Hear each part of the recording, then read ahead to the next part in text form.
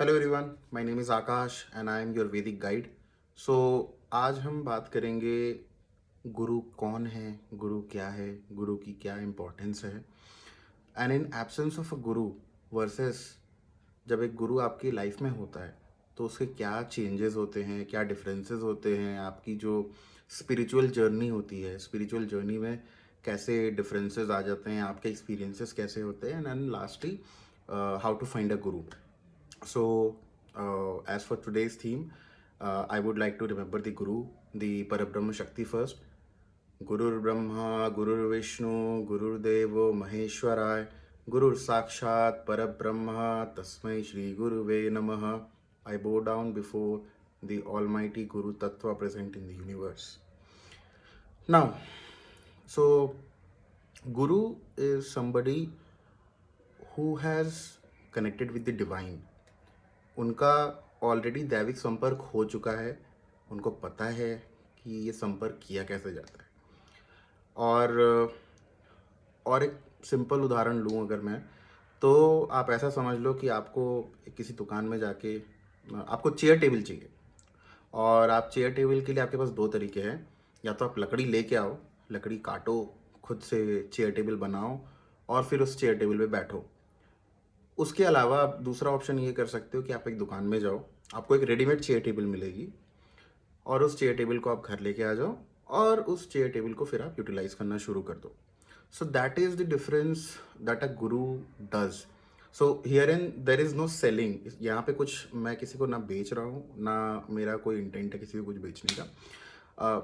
Fundamental difference ये है कि जब आप कोई भी आध्यात्मिक जर्नी में जब आप आगे जाते हो, आपकी जो आध्यात्मिक यात्रा होती है, तो उसमें बहुत सारी चीज़ें होती है जो आपको नहीं पता होती है।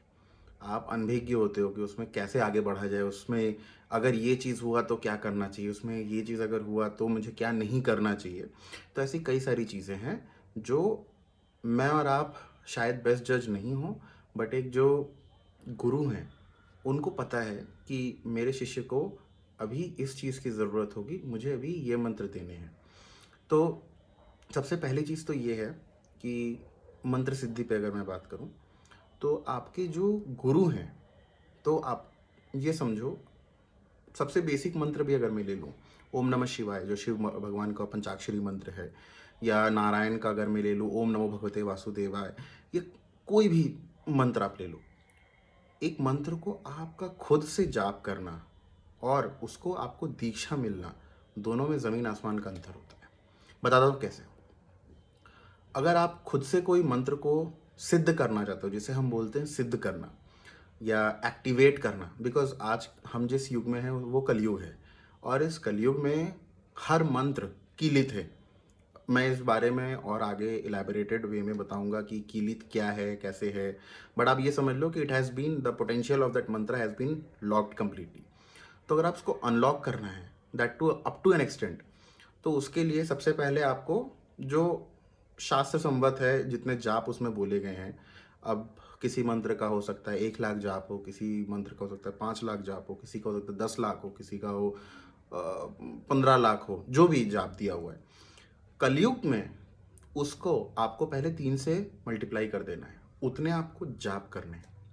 सो जाप के बाद जितना आपने जाप किया उसका दशांश, अगर आपने 1 लाख जाप किया है तो उसका दशांश दशांश आपको हवन करना होता है, विच मीन्स 10,000।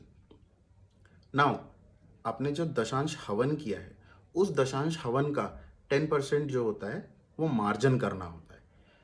अब जब आप वो मार्जन कर लेते हो 10% का, फिर आपको जो मार्जन का 10% होता है उसका तर्पण करना होता है। तो ये स्टेप वाइज प्रोसीजर्स फॉलो करने होते हैं, तब आपको किसी मंत्र की शक्ति मिलती है थोड़ी बहुत। और उसके लिए अलग से आपको पुरुष चरण करना होता है। पुरुष चरण में बहुत सारी चीज़ों का ख्याल रखना होता है। हर मंत्र के अपने पुरुष चरण होते हैं, सारे मंत्रों के एक तरह के पुरुष चरण नहीं होते हैं। डिपेंड करता है कि आप किस देवता की उपासना कर रहे हो, कौन सी मंत्र शक्ति में जा रहे हो। So it is very important to have a guru, because आपको जो गुरु जो आपको मंत्र दे रहे हैं वो एक परंपरा से मिलते हुए आ रहे हैं।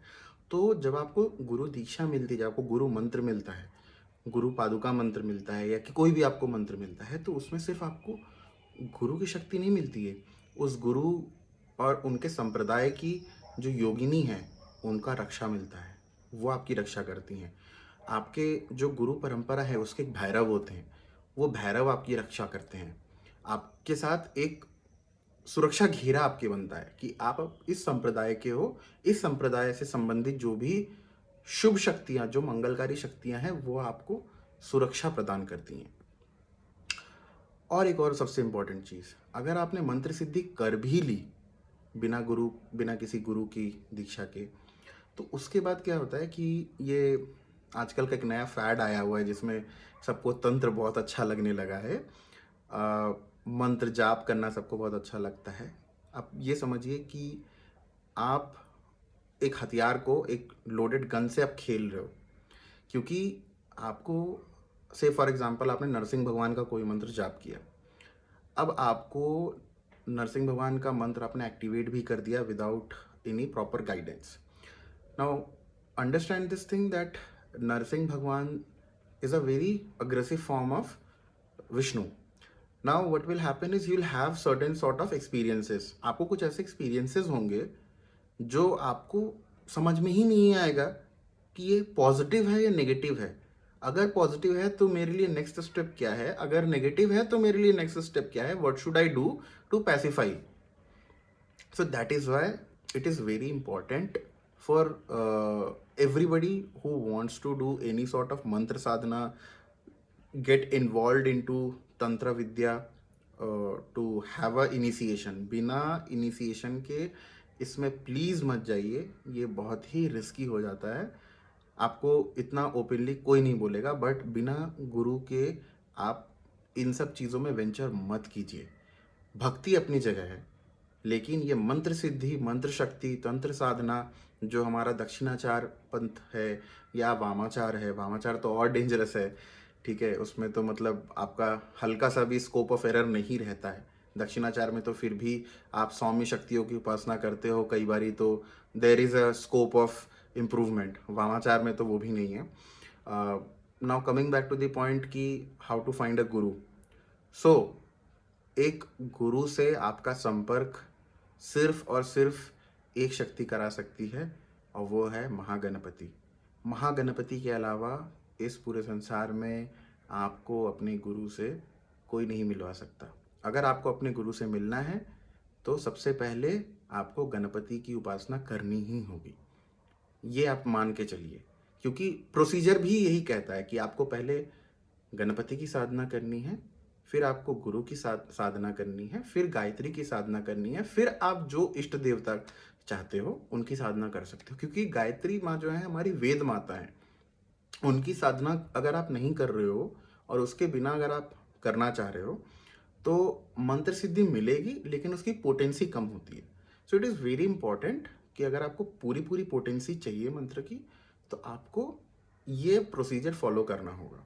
अब गणपति साधना कैसे की जाए, क्या स्टेप्स हैं, मैं बहुत ही छोटा और क्रिस्प वीडियो बनाऊंगा, उसमें आपको बहुत ज़्यादा कुछ प्रोसीजर्स फॉलो नहीं करने होंगे। और ये जान के रखिए कि मैं आपको कोई भी बीज मंत्र रिलेटेड कोई भी मंत्र का डिस्क्रिप्शन नहीं देने वाला हूँ, क्योंकि बीज मंत्र सिर्फ और सिर्फ एक अच्छे गुरु के सानिध्य में ही मिल सकता है।